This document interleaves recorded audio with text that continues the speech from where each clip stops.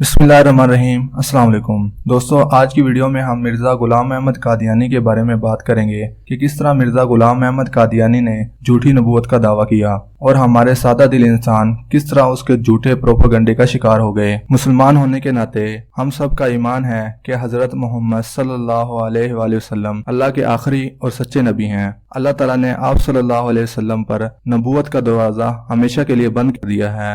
इसीलिए अल्लाह ताला ने कुरान पाक में सूरह अज़ाब की आयत नंबर 40 में फरमाया है कि मोहम्मद सल्लल्लाहु अलैहि वसल्लम तुम्हारे मर्दों में से किसी के बाप नहीं है, मगर वो अल्लाह के रसूल और खातमुन नबीयीन है और अल्लाह हर चीज का जानने वाला है। इसके बाद भी अगर कोई शख्स किसी भी दर्जे में नबूवत का दावा करता है तो वो मुर्तद, कज़्ज़ाब और झूठा तो हो सकता है मगर नबी नहीं हो सकता। मिर्ज़ा गुलाम अहमद कादियानी भी इन मुर्तद और कज़्ज़ाबों में से एक कज़्ज़ाब था। मजीद डिस्कस करने से पहले इस वीडियो को लाइक करें, पाकिस्तान टीवी को सब्सक्राइब करें और बेल आइकन पर जरूर क्लिक करें। मिर्ज़ा गुलाम अहमद कादियानी कोई पहला शख्स नहीं है जिसने नबूवत का दावा किया है। इससे पहले भी बहुत से लोग नबूवत का दावा कर चुके हैं। इसी फितने से बचने के लिए रसूल अल्लाह सल्लल्लाहु अलैहि वसल्लम की हदीस है, हजरत सुबान से रवायत है कि रसूल अल्लाह सल्लल्लाहु अलैहि वसल्लम ने फरमाया, मेरी उम्मत में से 30 झूठे दज्जाल और कज़्ज़ाब पैदा होंगे। इनमें से हर एक अपने मुतालिक ये गुमान करेगा कि वो नबी है, हालांकि मैं अल्लाह का आखिरी नबी और रसूल हूँ। मेरे बाद अब क़यामत तक कोई भी नबी नहीं आएगा। इसी तरह रसूलुल्लाह सल्लल्लाहु अलैहि वसल्लम ने एक और जगह फरमाया, रिसालत और नबूवत का सिलसिला मुझ पर खत्म हो गया है। मेरे बाद अब ना कोई नबी है और ना ही रसूल है। फिर भी बहुत से लोग नबूवत का दावा करके दारे इस्लाम से खारिज हो चुके हैं। नबूवत का दावा करने वालों में सबसे पहला शख्स असवद अंसी है, जिसने यमन से नबूवत का दावा किया। इससे बाद मुसलमा कज़्ज़ाब और सजा नामी औरत भी नबूवत का दावा कर चुके हैं। इसके बाद पै दर पै बहुत से लोग नबूवत का दावा कर चुके हैं और अब माजी करीब में मिर्ज़ा गुलाम अहमद ने कादियान से नबूवत का दावा किया। मिर्ज़ा गुलाम अहमद कादियानी की जिंदगी के बारे में आप पढ़ें तो आपको पता चलेगा कि ये बहुत बड़ा मुनाजिर था और बहुत से मुनाजरों में गैर मुस्लिमों को शिकस्त दे चुका था।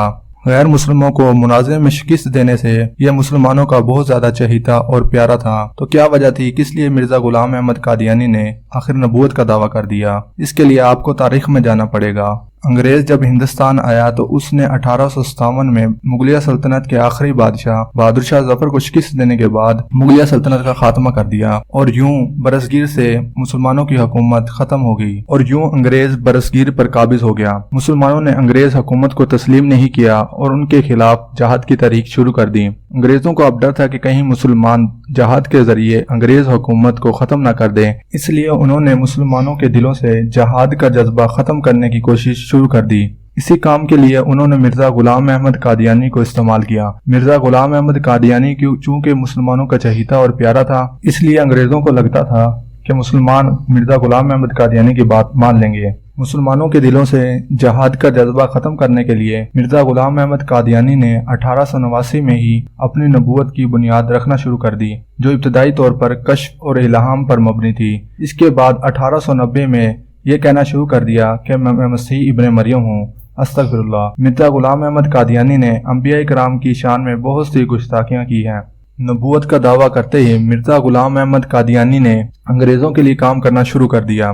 सबसे पहले इसने जहाद के खिलाफ काम किया और मुसलमानों को कहा कि इस्लाम से जहाद अब मनसूख हो चुका है, तुम लोग अंग्रेज हुकूमत को तस्लीम कर लो। इस पर हमारे उलमा किराम ने मिर्ज़ा गुलाम अहमद कादियानी के खिलाफ मुर्तद होने का फतवा भी जारी किया और इसके इस फेल की शदीद मुखालफत की। मुखालफत करने वालों में पीर मीर अली शाह सरफरिश्त थे, जिन्होंने मिर्ज़ा गुलाम अहमद कादियानी के खिलाफ 2 किताबें लिखी, जिसका मिर्ज़ा गुलाम अहमद कादियानी कोई जवाब नहीं दे सका और आज भी कोई भी कादियानी मुरब्बी उन 2 किताबों का जवाब नहीं दे सका और न ही क़यामत तक दे सकेंगे। मिर्ज़ा गुलाम अहमद कादियानी ने कुछ पेशन गोइयाँ की थी, जिनका हवाल इस तरह से है। इसने पहली पेशन गोई की कि इसके यहाँ बेटा पैदा होगा जो अंबिया का चांद बनेगा और बादशाह इससे बरकत लेंगे, लेकिन इसके यहाँ बेटी पैदा हुई। इस पर इसने कहा कि इससे वही को समझने में गलती हुई है, लेकिन इस बार जो बेटा पैदा होगा वो अंबिया का चांद बनेगा और बादशाह इससे बरकत लेंगे। इसके यहाँ बेटा तो पैदा हुआ, लेकिन वो कुछ ही दिनों तक जिंदा रहा।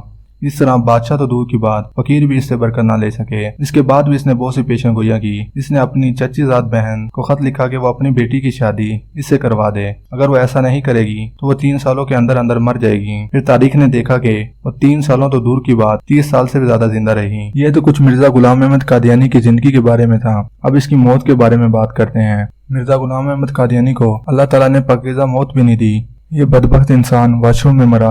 اس کی لاش کو جب اٹھایا گیا تو یہ اپنے ہی پخانے میں پوری طرح سے بھرا ہوا تھا۔ یوں 26 مئی 1908 کو مرزا غلام احمد قادیانی اپنے انجام کو پہنچا۔ مرنے کے وقت اس کی عمر 73 سال تھی۔ دوستو، امید ہے کہ آج کی ویڈیو آپ کو پسند آئی ہوگی۔ دوستو، پاکستان ٹی وی کو سبسکرائب کرنا مت بھولیے۔ اس ویڈیو کو لائک کریں، شیئر کریں اور کمنٹ سیکشن میں ہمیں اپنی رائے سے ضرور آگاہ کریں۔